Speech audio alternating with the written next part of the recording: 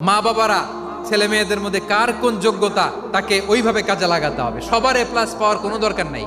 আমাদের দেশে একটা টেন্ডেন্সি আছে, পরীক্ষায় এ প্লাস না পাইলে কই তুই কি করলি, পাশের বাড়ির ছেলে এ প্লাস পাইছে, যা ওর পা ধোয়া পানি খা।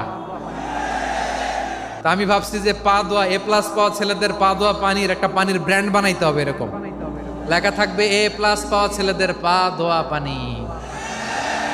খাওয়া নাই, এগুলার খাওয়া নাই, ওরে আল্লাহ এ প্লাস পাওয়ার জন্য বানাইছে, আর আপনার ছেলেকে এই এ প্লাস গুলারে নিয়ন্ত্রণ করার জন্য আল্লাহ বানাইছে। ওকে দিয়ে আল্লাহ কি করবে আপনি জানেনই না।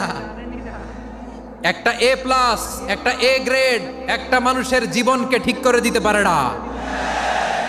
আপনার ছেলেকে আল্লাহ অন্যদিকে যোগ্যতা দিয়েছে। ওদের মনোবল ভাঙবেন না, খবরদার খবরদার। ছেলে মেয়েদের মনোবল ভাঙবেন না। যাকে দিয়ে যেটা হবে তাকে দিয়ে সেটা করতে হবে, তার প্রতিভাকে সেভাবে কাজে লাগাতে হবে। তাহলে বাংলাদেশ, আমাদের এই জনসংখ্যা জনসম্পদে রূপান্তরিত হবে।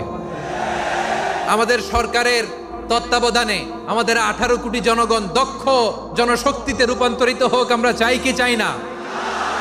আমরা ভালো মানুষ, শ্রেষ্ঠ মানুষ হতে চাই কি চাই না?